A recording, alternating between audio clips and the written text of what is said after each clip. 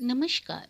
मैं सुनीता कथा मंथन में आप सबका स्वागत करती हूँ। कथा मंथन में आज सुनिए विभूतिभूषण बंदोपाध्याय जी की कहानी ताल नवमी। विभूतिभूषण बंदोपाध्याय जी की अन्य कहानियाँ आपको हमारी प्लेलिस्ट से मिल जाएंगी। लिंक डिस्क्रिप्शन बॉक्स में भी है, इसके साथ ही साथ एंड स्क्रीन पर भी मिल जाएगा। और आप हमारे कथा मंथन के ब्लॉग स्पॉट पे भी जाकर चेक कर सकते हैं, लिंक डिस्क्रिप्शन बॉक्स में है। और साथ ही साथ आपको होम पेज के वीडियो के साइड में जो प्लेलिस्ट बटन है उसमें से भी आप अपने मनपसंद लेखकों की कहानियाँ और उपन्यास देख सकते हैं, चेक कर सकते हैं और सुन सकते हैं। तो चलिए शुरू करते हैं कहानी ताल नवमी। लेखक विभूतिभूषण बंदोपाध्याय। मूसलाधार बारिश हो रही थी। भादों का महीना था। पिछले 15 दिनों से लगातार पानी बरस रहा था, जो रुकने का नाम ही नहीं ले रहा था। गांव के खुदीराम भट्टाचार्य के यहाँ 2 दिन से चूल्हा नहीं जला था। खुदीराम मामूली आय वाला गृहस्थ था। खेतों में होने वाली थोड़ी सी आय और 2-4 यजमानों तथा शिष्यों के यहाँ से जो कुछ दान दक्षिणा मिल जाती थी, उससे उसकी गृहस्थी की गाड़ी किसी तरह खिंच जाती। इस भयानक बारिश में गांव के कितने ही घरों में बच्चों के मुंह में अन्न का दाना तक नहीं गया था। खुदीराम तो एक मामूली गृहस्थ था। यजमानों के यहाँ से जो थोड़ा बहुत धान उसे मिला था वह खत्म हो चुका था। भादों के अंत में जब किसानों के घर में नया धान आएगा तब उसे भी कुछ मिलेगा। तभी तभी उसके बच्चों को पेट भर खाना भी नसीब होगा। खुदीराम के 2 बच्चे थे, नेपाल और गोपाल। नेपाल की उम्र 12 साल की थी और गोपाल 10 का था। कुछ दिनों से पेट भर खाना ना मिलने के कारण दोनों भाई चिड़चिड़े हो गए थे। नेपाल ने पूछा, गोपाल तुझे भूख लगी होगी ना? गोपाल मछली पकड़ने की बंसी छीलते हुए बोला, हाँ भैया। हाँ भैया, हाँ। तो माँ से मांगता क्यों नहीं? मेरे पेट में तो चूहे कूद रहे हैं। माँ बिगड़ती है, तुम ही चले जाओ ना भैया। बिगड़ने दे, मेरा नाम लेकर माँ से कह नहीं सकता तू? तभी मोहल्ले के शिबू बनर्जी के लड़के चुन्नी को आते देखकर नेपाल ने उसे पुकारा, अरे ओ चुन्नी, जरा इधर आ। चुन्नी उम्र में नेपाल से बड़ा था, खाते पीते घर का लड़का था, देखने सुनने में भी बुरा नहीं था। नेपाल की बात सुनकर वह उसके आंगन के बाड़े के अंदर आकर बोला, क्या बात है? अंदर आ जा। नहीं, अंदर नहीं आऊंगा, दिन ढल रहा है। मैं जटी बुआ के यहाँ जा रहा हूँ, माँ वहीं पर है, उसे बुलाने जा रहा हूँ। इस घड़ी तेरी माँ वहाँ क्या कर रही है? उनके यहाँ दाल दलने गई है। मंगलवार को ताल नवमी का व्रत है, उसके घर में दावत होगी। ताल एक प्रकार का फल होता है और ताल के फल के बहुत अच्छे पकौड़े वेस्ट बंगाल में बनाए जाते हैं और उसकी खीर भी बनती है, बहुत ही स्वादिष्ट लगती है। तो उसी नवमी के दिन ताल के पकौड़े बनाए जाते हैं, उसी के बारे में ये कहानी है। सचमुच? अरे तुझे पता नहीं, हमारे घर के तो सभी लोगों को न्योता दिया गया है और गांव के और भी लोगों को बुलाएंगे। तो क्या हमें भी बुलाएंगे? अरे जब सभी को न्योता दे रहे हैं तो तुम्हें क्यों छोड़ देंगे? चुन्नी के चले जाने के बाद नेपाल ने अपने छोटे भाई से कहा, आज कौन सा दिन है तुझे पता है? शायद शुक्रवार है, मंगलवार को दावत है। गोपाल, कितना मजा आएगा ना भैया। हाँ तू चुप रह, तुझे अक्ल वकल नहीं है? ताल नवमी के व्रत के दिन ताल के बड़े बनते हैं, तुझे पता है?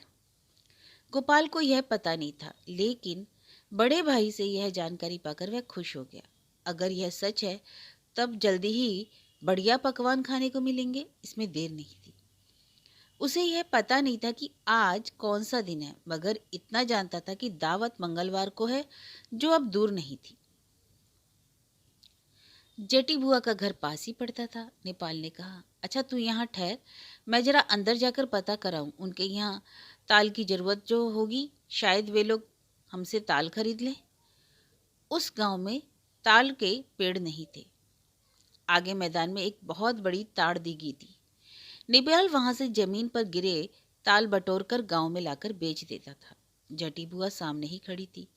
वे उसी गांव के नटवर मुखर्जी की पत्नी थी। उनका असली नाम हरीमती था।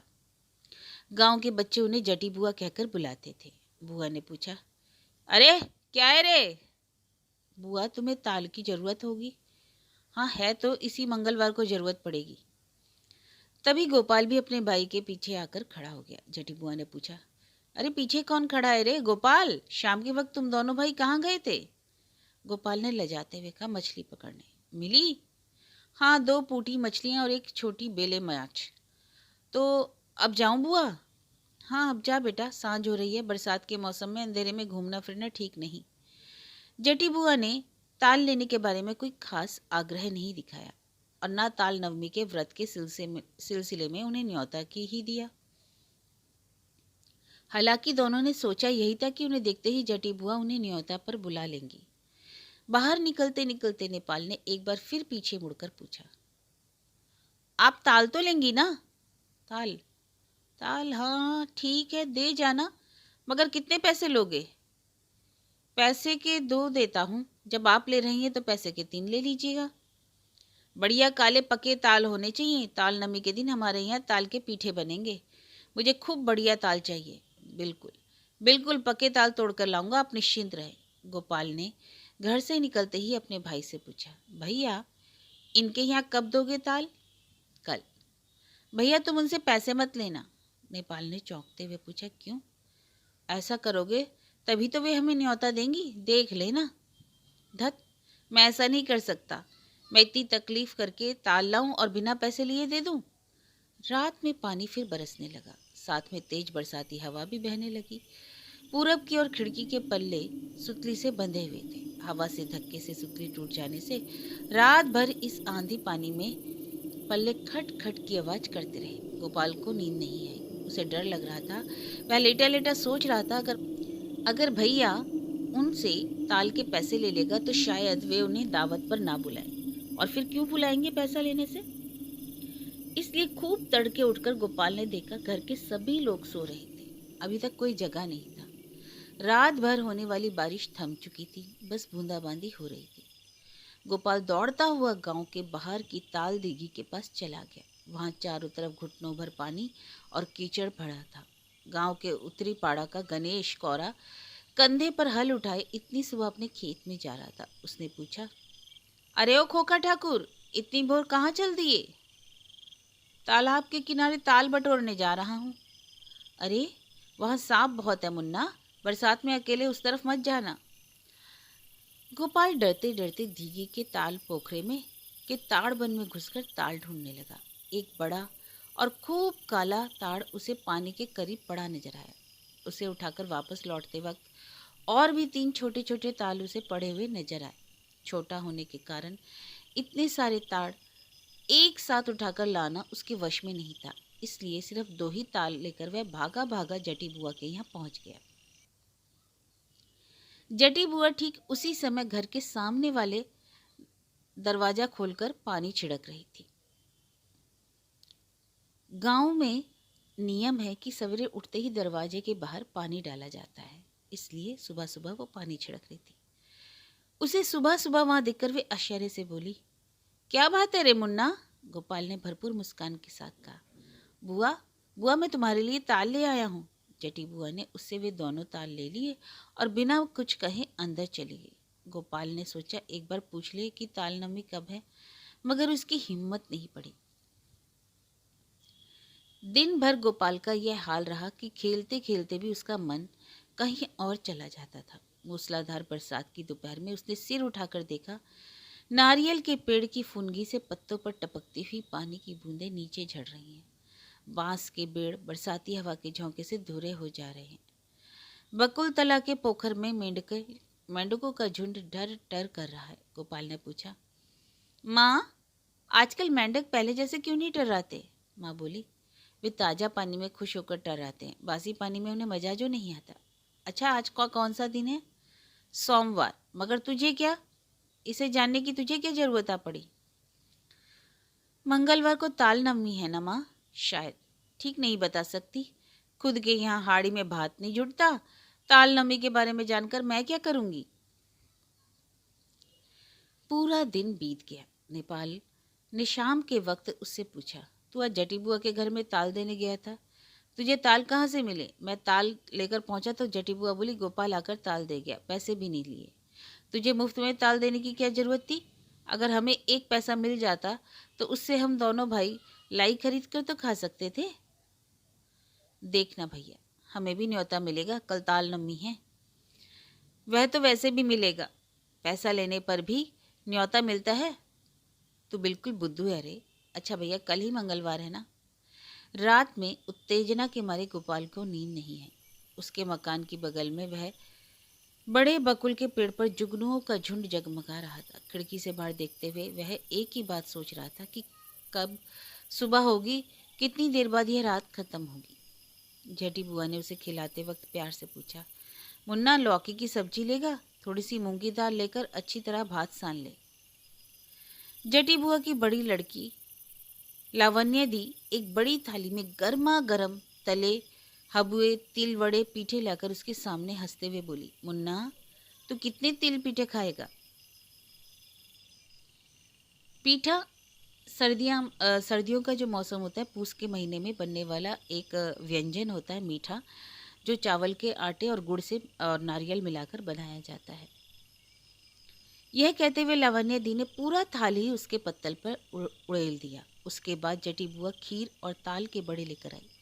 वे हंसते हुए बोली, मुन्ना तूने हमें जो ताल ला कर दिया था उसी से यह खीर बनी है, खा, खूब खा ले, आज ताल नवमी है ना।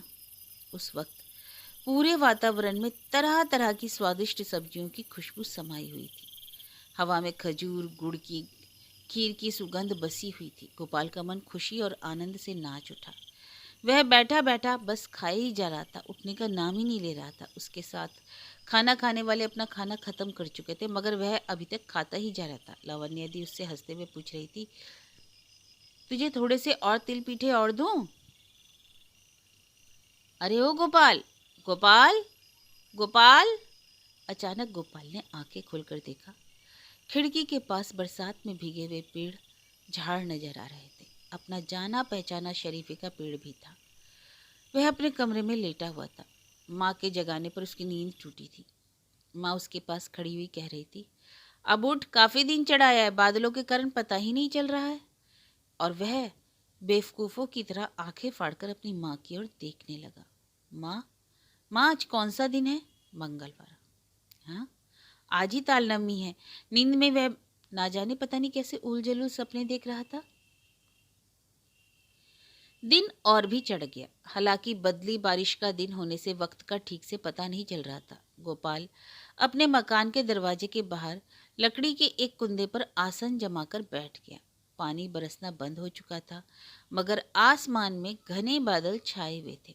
बरसाती हवा के कारण शरीर में हल्की कपकपी भी हो रही थी। गोपाल आस लगाए बैठा रहा।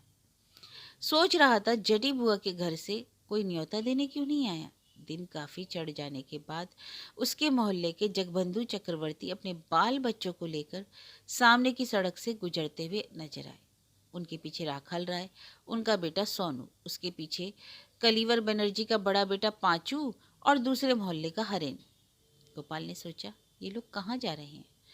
उनके चले जाने के बाद थोड़ी देर बाद बूढ़ी नवीन भट्टाचार्य और उनका बेटा छोटा भाई दीनू अपने बाल बच्चों के साथ दल बल लेकर जाते हुए नजर आए। दीनू भट्टाचार्य का बेटा कूड़ोराम उसे देखकर बोला, अरे तू यहाँ चुपचाप क्यों बैठा है, जाएगा नहीं? तुम लोग कहाँ जा रहे हो? जटी बुआ के घर ताल नवमी के न्योते पर। तुम लोगों को न्योता नहीं मिला? वैसे भी उन्होंने कुछ गिने चुने लोगों को ही बुलाया है, सभी को न्योता नहीं दिया है। गोपाल अचानक गुस्से और स्वाभिमान से बौखला गया। वह गुस्से में उठकर खड़ा हो गया और बोला, वे हमें न्योता क्यों नहीं देंगे? सिर्फ तुम्ही को देंगे? हमें भी जरूर बुलाएंगे, हम थोड़ी देर के बाद जाएंगे। उसे खिजाने वाली कौन सी बात उसने कह दी, यह समझ ना सका कूड़ोराम। उसने हैरानी से कहा, अरे वाह, तो इतना भड़क क्यों गया, बात क्या है? उसके जाने के बाद गोपाल की आंखें भर आई, शायद इस दुनिया का अन्याय देखकर। वह तो कई दिनों से इस इंतजार में बैठा था, लेकिन बस इंतजार ही करता रह गया। आंसुओं से धुंधली हुई उसकी नज़र के सामने उसी के मोहल्ले के हारू, हितेन, देवेन, गुटके अपने अपने पिता और चाचा के साथ एक एक करके उसके घर के सामने से होते हुए जटी बुआ के घर की ओर चले गए।